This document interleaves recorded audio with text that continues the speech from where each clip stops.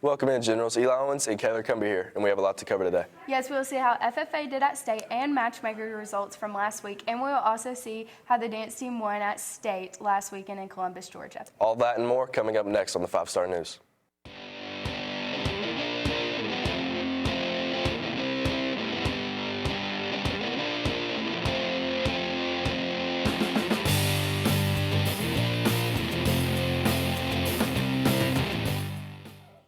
Welcome into the 5-Star News, everyone. And this week we are switching up our show to Wednesday and Friday instead of Tuesday and Thursday due to the holiday weekend. You're right, Kayla. From your cutest and best anchors, let's get right into the show. And as always, we have What's Up Heritage first. So let's send it over to Cameron Smith and Luke Bussey to keep us updated for the rest of the week. Police are still searching in Chicago for the robber of Aaron Gordon's dunk contest championship, because we all know he should have won. It's not easy to dunk over someone that's 7'6". What's up, Heritage? My name's Luke Bussey. Let me get you caught up on all things going around Heritage.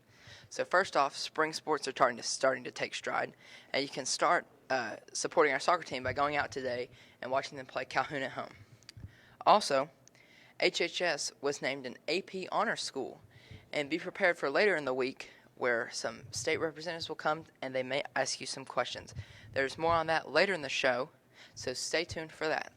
Finally, senior picks for senior night are due by Friday. So if you're a senior, you haven't turned in your pictures to Mr. Peace or don't know what that is, like me, go talk to Mr. Peace and get those taken care of. This has been What's Up Heritage. Let me send it over to your man, Cameron Smith, for the weather. Thanks, Luke, for getting us caught up on What's Up Heritage. Now onto your 5-day weather forecast. Wednesday, we will have a high of 53, a low of 40, with a 10% chance of rain. Thursday, we'll have a high of 44, a low of 26, with what appears to be a 70% chance of snow. Friday, we'll have a high of 46, a low of 24, with a 0% chance of rain. Saturday, we'll have a high of 54, a low of 36, with a 10% chance of rain. And Sunday, to round it all off, we'll have a high of 50, a low of 44, with a 60% chance of rain. Now back to you guys. Thanks for keeping us up to date on our announcements and weather for the rest of this week. Now right into the news now, and let's get started with a huge accomplishment we received for Heritage. Yes, Eli, our very own FFA team competed and got second at region, which qualifies them for state. Let's send it over to 5-Star News reporters Zach Brown and Jacob Higgins to see what it was all about. Take it away, guys. So our wildlife team went on February 4th to Dawson County High School to compete in the Area 1 wildlife event. They actually placed second in the area, so they will be headed to Athens in March. And really proud of the guys. They did a great job and can't wait to see what they do at state. We did great. We came second in the region. We did a lot. There was 4 parts. We did aquatics, so we had to look at fish and identify fish. Then we did game bird, and we had to listen to bird calls and identify birds. Then we did whitetail, and we had age jawbones and look at antlers. And then we did general ID, which we just look at everything then. Congratulations, FFA, and let's move on to something that also happened last week. The matchmaker results. Too bad you still didn't find someone, Eli, but maybe one day. Hopefully, but I still paid $2 for my results. What about you? I didn't do it, but I heard a lot of results were pretty accurate. Yeah, me too, but here's Morgan Trotter and Isaiah Lewis with the recap. So we have been selling the results from our Matchmatics survey. So in first block a couple of weeks ago, most all of you had the chance to fill out a survey. It was just some silly questions. And so the results that we've been selling are, it shows you who you match with. I think it shows you the top 20 in your grade for guys and girls. And then it shows you the remaining grades.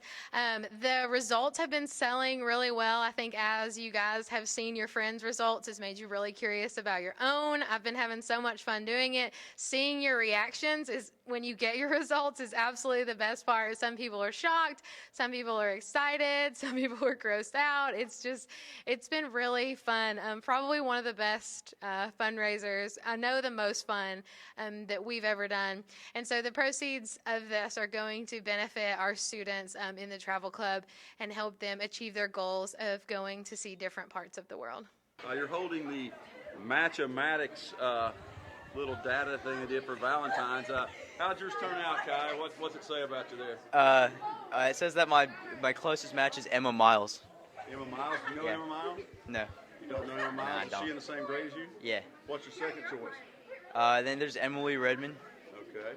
and then pretty cool. Melinda Davis, Shannon Bryson, and Riley Reeves. I got you. Who'd you say you got besides me? Who'd you get? It went pretty good. It's definitely worth $2. You know, I got one of the best teachers at first, but my number 2 was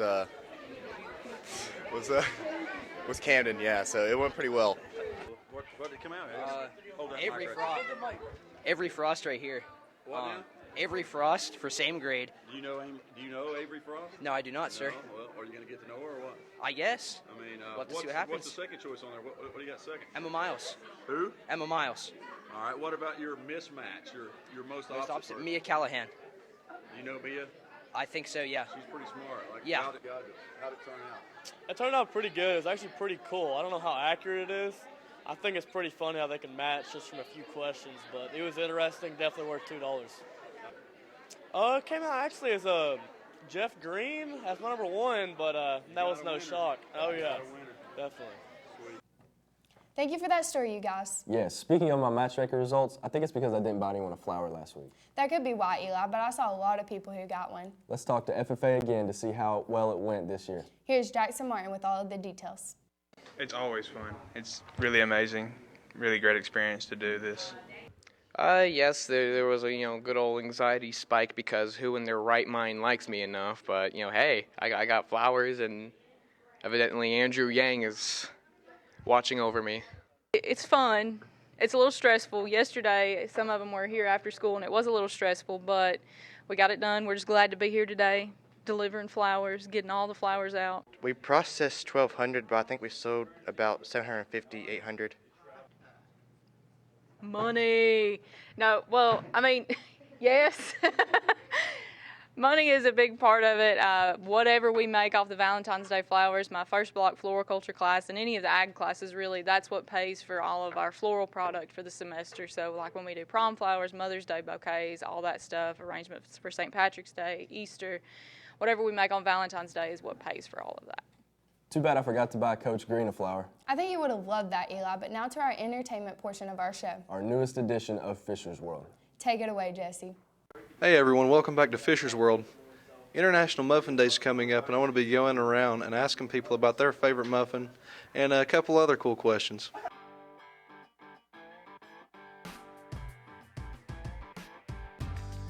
All right, Chandler, what's your favorite kind of muffin? I'll have to say blueberry muffin is definitely my favorite, Jesse. What's your favorite type of muffin? Chocolate. All right, Mariah. You know, I really enjoy muffins. I could eat muffins every day, honestly. So probably my favorite type would be blueberry, but I mean, you can't go wrong with banana nut. You can't go wrong with chocolate chip. Even like a cinnamon type, cinnamon chip, if you will, or something like that. I'm a huge fan of muffins. Why is chocolate your favorite kind of muffin? Because blueberry's nasty. Now, Chandler, can you tell me why blueberry muffins are your favorite kind of muffin? I really enjoy blueberries, and I feel like blueberries in a muffin is a good combo. You said your favorite was blueberry? Mm-hmm. Why is your favorite blueberry over all the other ones you listed? Well, I think it would have something to do with my taste buds. They enjoy it the most. Of course, a lot of time with the blueberry, you get a lot of sugar on it. They put the added sugar on top of it. And so I like sugar a lot. Gotcha. But yeah, probably so. Now, Chandler, if you could be any muffin, would it be a blueberry muffin or would it be a different muffin? I'm gonna have to say I would still be a blueberry muffin, Jesse. All right, Chandler. Now, if you could be any muffin, would it still be a chocolate muffin or would it be different? I'm low-key already a chocolate muffin. All right. If you could be any muffin, would it be a blueberry muffin or would it be different? I may have to go banana nut on that one. Banana nut muffin on that one. I don't really have much of a reason. I just think that because you have the banana and the nut, you get a little bit more complex, maybe a little bit more versatile. If you could be any muffin, would it be a blueberry muffin or would it be a different muffin? I'm gonna have to say I would still be a blueberry muffin, Jesse. We had some pretty neat questions on muffins today. And what kind of muffin would you want to be?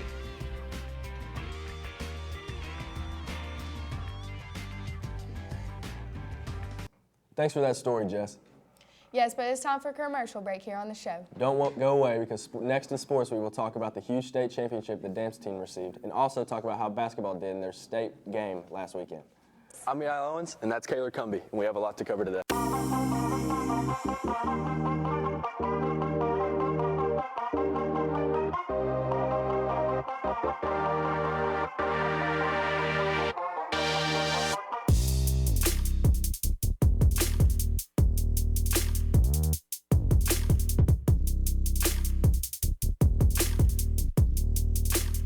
Keep watching the 5-Star News every Tuesday and Thursday.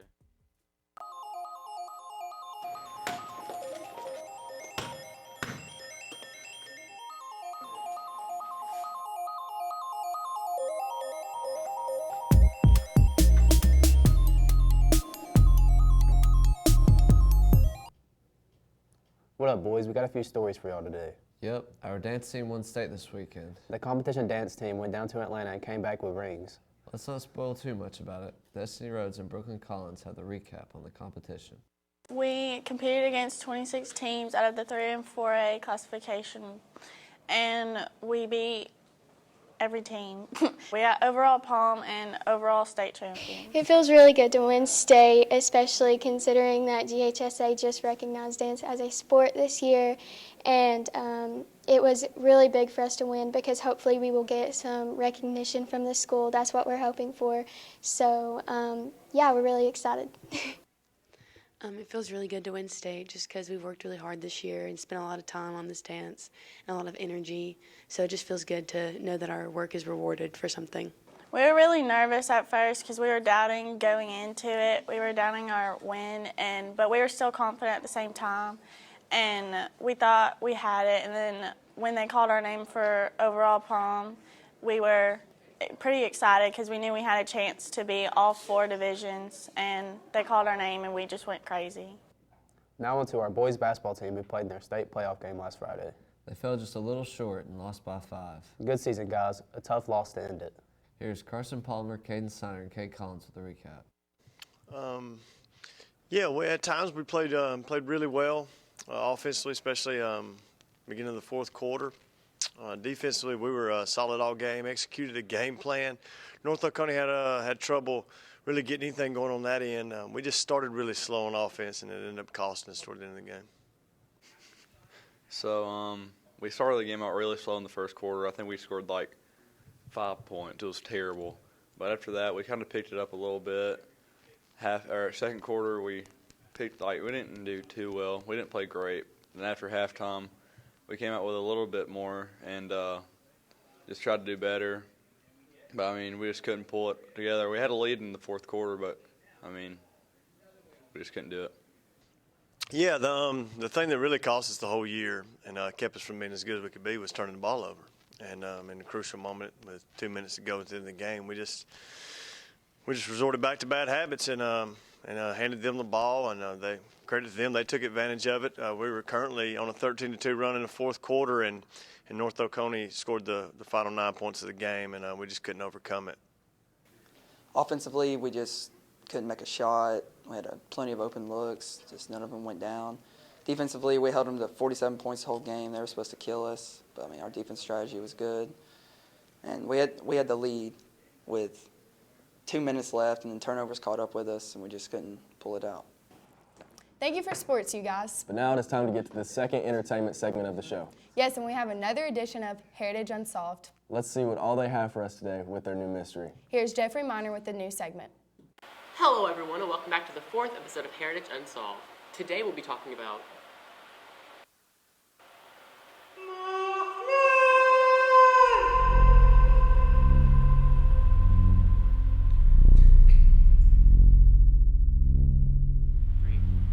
Hello. Hi. So, what do you know about Mothman? Big scary monster with red eyes. Big scary monster with red eyes. I saw him down by the pub the other day. Oh, I almost forgot about the folder. Yay, He I gets get to hold open the folder. Yeah, because I did the research. Oh, man. Alright. In West Virginia folklore, the Mothman is a creature reportedly seen in Point Pleasant area from November 12, 1966 to December 15, 1967. The first newspaper report was published in the Point Pleasant Register, dated November 16, 1966, titled, "Couple Sees Man-Sized Bird, Creature, Something?" The national press soon picked up on the report and helped spread the story across the United States. On November 15, 1966, two young couples from Point Pleasant, Roger and Linda Scarberry, and Steve and Mary Mallett, told police they saw a large creature whose eyes glowed red when the car headlights picked it up. They described this as a large flying man with 10-foot wings, who followed their car while they were driving down an area outside of town known as the TNT area. Even though these sightings were the first, they certainly were not the last.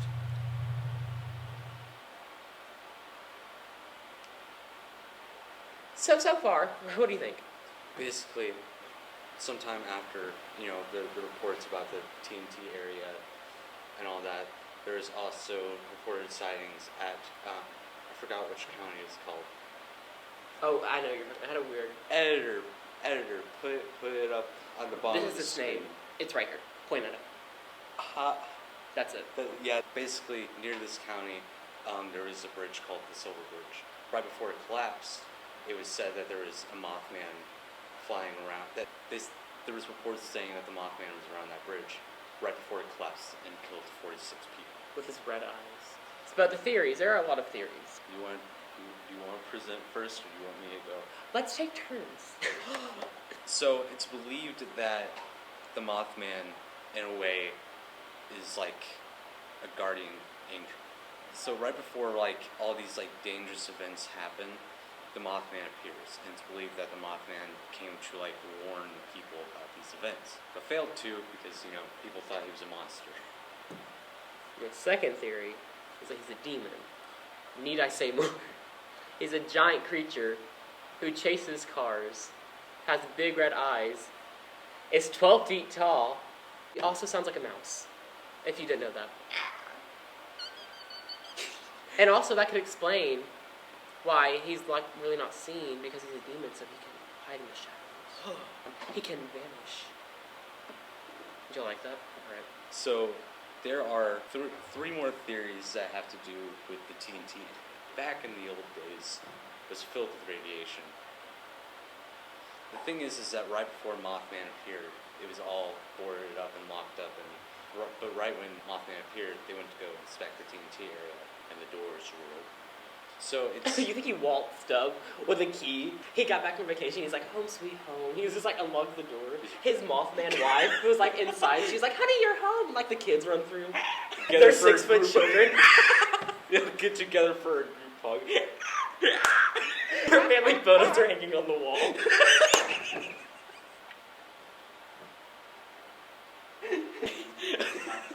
So because of it being the TNT area, there's three chances of what it could be based off the sightings. So it could either be a mutated owl, a mutated moth, not that possible. That's a lot of radiation to get a moth that big, that big. And the most ridiculous of the mutations is a mutated flock of birds.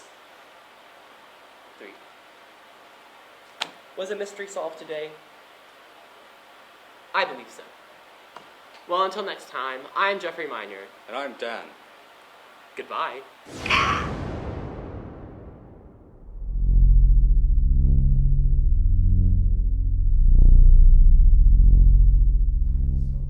Thanks for never failing to entertain us, you guys, but sadly that is all the time we have for today's show. But we'll be back Friday with a brand new show. So until then, Stay stay classy, classy, Heritage. Heritage.